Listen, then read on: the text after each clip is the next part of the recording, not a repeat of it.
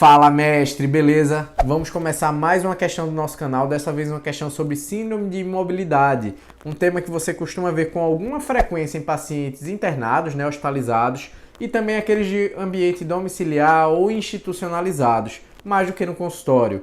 E é um tema que é de super importância, super relevante para a prática do geriatra, do clínico, de qualquer pessoa que lida com idoso, porque uma vez identificada essa síndrome, você tem uma série de decisões e precauções a tomar para minimizar sofrimento para esse paciente, para essa família. A questão, contudo, essa questão aqui da Unirio, concurso da EBSER 2017, ela não trata disso, né? A questão e as questões, na verdade, né, as bancas, quando falam desse tema, cobram o decoreba, que são os critérios diagnósticos, né, critérios maiores, menores. A gente vai dar uma olhadinha nisso, mas isso não é o que importa mais para essa questão. Só lembrando aqui que você encontra essa questão com o código IG 192 no nosso e-book 30 questões de geriatria e cuidado paliativo, que também está no link da bio ou no site infogere.com.br. Vamos lá. Eu tenho um senhor de 84 anos com diagnóstico de demência vascular avançada. Tem uma demência avançada com múltiplas contraturas. Ele usa gastrostomia, é afásico, tem lesões por pressão em região sacral e trocantérica. Maravilha. Aqui fala que ele é hipertenso, dislipidêmico, não tem nenhuma outra morbidade. Com relação ao caso clínico acima, assinale a alternativa correta, ele quer a verdadeira. Maravilha. Antes da gente chegar no decoreba, eu preciso que você saiba o essencial. O essencial sempre vem primeiro.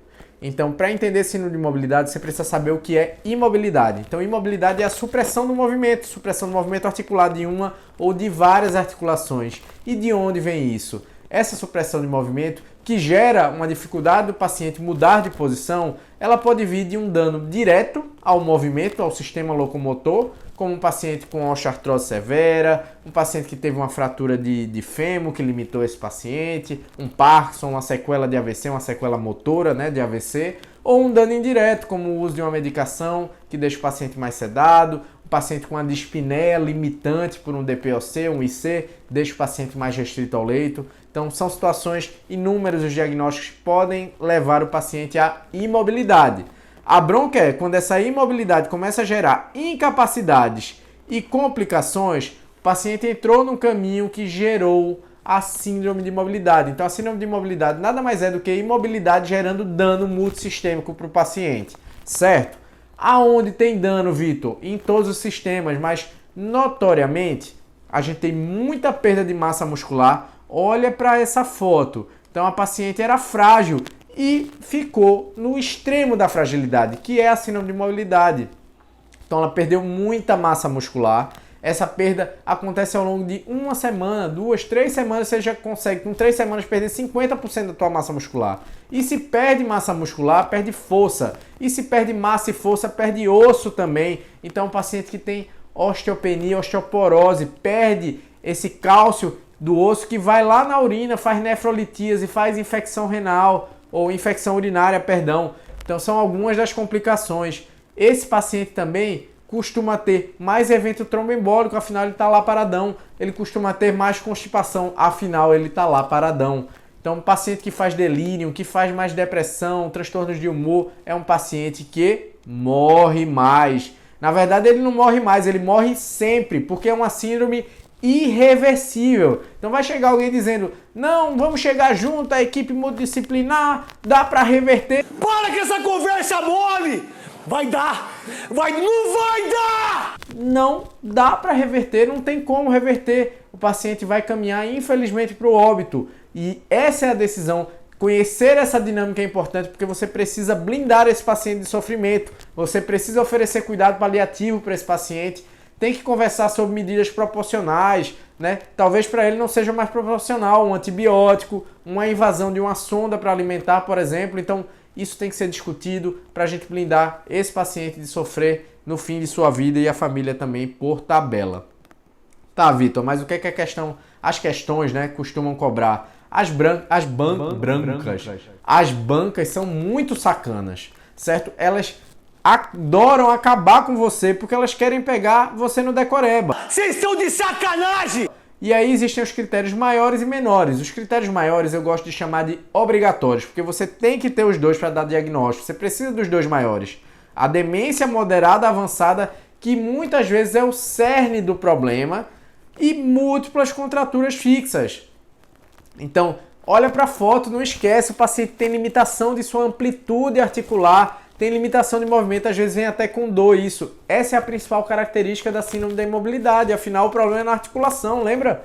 E a gente tem uma demência moderada avançada. Ah, Vitor, eu vou confundir com os critérios menores. Não vai confundir, porque você lembra assim, ó, critério menor é igual à complicação da demência. Então a demência é a causa. Complica com o quê? Complica com afasia, complica com disfagia e com pneumonia aspirativa muitas vezes, porque esse paciente morre de pneumonia aspirativa na maioria das vezes. É um paciente que é duplamente incontinente, ele pode ter infecção como um todo, tá? Só lembrando.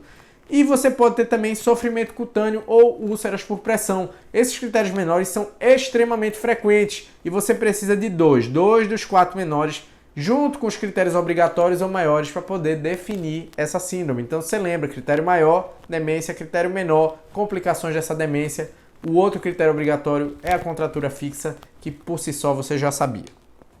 Então vamos lá tentar responder a questão que a gente aprendeu. A questão é do decoreba, então eu tenho um paciente com uma demência avançada, tenho um critério maior, eu tenho múltiplas contraturas, tenho o segundo critério maior, contraturas fixas. Ele usa gastrostomia, isso aqui é uma dica para dizer que provavelmente esse paciente tem disfagia. Ele é um paciente afásico e tem lesão por pressão, então nem precisava da dica, né? Eu já tenho 3 dos 4 critérios menores aqui, já fechei diagnóstico. Então vamos tentar resolver a questão partindo de baixo aqui, letra E. O paciente apresenta síndrome de imobilidade, já que apresenta como critério maior para essa síndrome afasia e disfagia. Não, afasia e disfagia são critérios menores, certo? São complicações. E como critério menor, as múltiplas contraturas. Não, múltipla contratura é critério maior, tá trocado. Letra D. Paciente não apresenta síndrome de imobilidade. Já tá errado aqui, né? Mas vamos dar uma olhadinha. Pois além de déficit cognitivo de moderado avançado, beleza, o paciente teria que apresentar osteoporose e história de fraturas prévias. Não, isso é uma complicação muito frequente, mas não define a síndrome, ok? Letra C. O paciente apresenta síndrome de imobilidade, já que apresenta como critério maior para essa síndrome a presença de lesões por pressão. Não cai nessa! Lesão por pressão não é critério maior. Lesão por pressão não é critério maior. Você não pode cair nessa pegadinha. Eles adoram querer trocar lesão por pressão com contratura fixa, certo? O critério maior é a contratura fixa, afinal começa na articulação o problema. A pele é secundária. B. O paciente não apresenta síndrome de imobilidade, já está errado, pois não apresenta incontinência dupla. Critério maior, não, incontinência não é critério maior, é critério menor, tá toda errada essa aqui. E a letra A, que deve ser a nossa resposta, né? O paciente apresenta síndrome de imobilidade, já que apresenta na história clínica 2 critérios maiores, sim, contraturas e demência avançada, obrigatórios, associada a 2 critérios menores. Na verdade, tem 3. Eu vou brigar com a questão por conta disso? Não vou, né? Dentre os critérios menores, então, estão a presença de afasia e lesões por pressão. Bonitinho, lindo, maravilha. Letra A é a resposta da nossa questão. Então, com isso, a gente fecha essa questão. Eu espero que você tenha gostado, aprendido o que interessa dessa questão para a vida e o que interessa dessa questão para a prova. Tem que saber o decoreba? Tem, mas grava a mensagem final. Se reconheceu isso, você já tem que pensar em cuidado paliativo para esse paciente. É importante demais e vai fazer bem para um monte de gente. Tá bom? Um abraço, até a próxima. Tchau, tchau.